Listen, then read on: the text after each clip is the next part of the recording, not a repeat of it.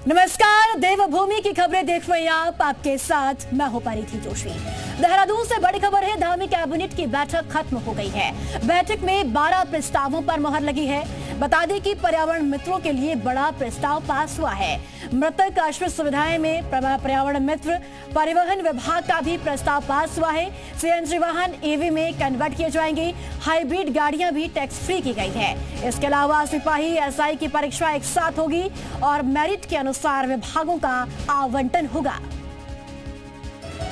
तो धामी कैबिनेट की बैठक अब खत्म हो चुकी है और कई बड़े प्रस्ताव इस बैठक में पास हुए। इसी के साथ आपको बताते चले कि बैठक में 12 प्रस्तावों पर मोहर लगाई गई है।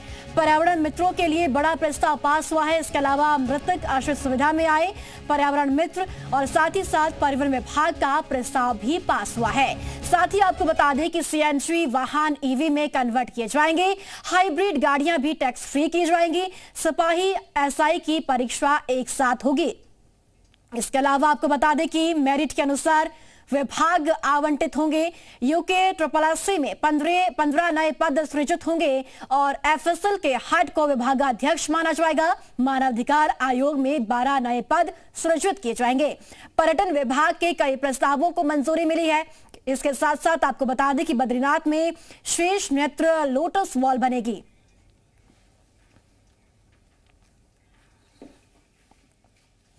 और चलिए इसी खबर पर ज्यादा जानकारी के लिए जी मीडिया संवाददाता सुरेंद्र डसीला हमारे साथ मौजूद है।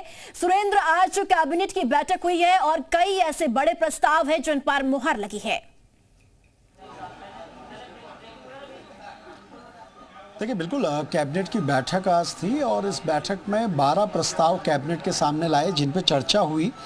2013 में जो 853 पर्यावरण मित्र जिनको भर्ती किया गया था, उनको अब तक मृतक आश्रित योजना से वो लोग आच्छादित नहीं थे। यानी अगर उनमें से किसी की मृत्यु हो जाती तो उनके परिवार के लोगों को सरकारी नौकरी नहीं मिलती।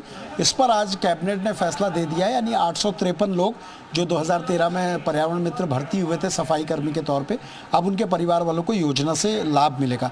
दूसरी बात यह है कि परिवहन विभाग में अब तक सीएनजी और ईवी गाड़ी जो सीएनजी हैं, ईवी गाड़ियां हैं, उनको कन्वर्ट किया जाएगा। इसके अलावा ये वो पब्लिक गाड़ियां हैं जिनको बदला जाना था, समय पर नहीं बदला जा सका, इनको स्क्रैप करना था, लेकिन ऐसे में अकाउंट में अब ये स्क्रैप का जो पैसा होगा, यानी जो भी व्यक्ति अपनी इस गाड़ी को स्क्रैप कराएंगे तो उनका पैसा ऐसे में अकाउंट के थ्रू दिया जाएगा।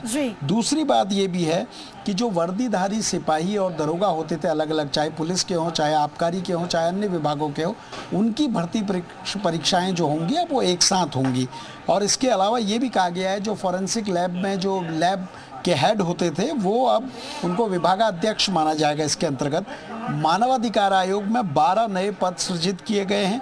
इसके अलावा बद्रीनाथ में सीएसआर जो कॉर्पोरेट सोशल रिस्पॉन्सिबिलिटीज़ के तहत जो काम चल रहे हैं उसमें कुछ नए काम स्वीकृत किए गए हैं जो 1 से 1.5 करोड़ की लागत के लगभग काम हैं, जिसमें सुदर्शन चौक कलाकृति बनाई जानी है।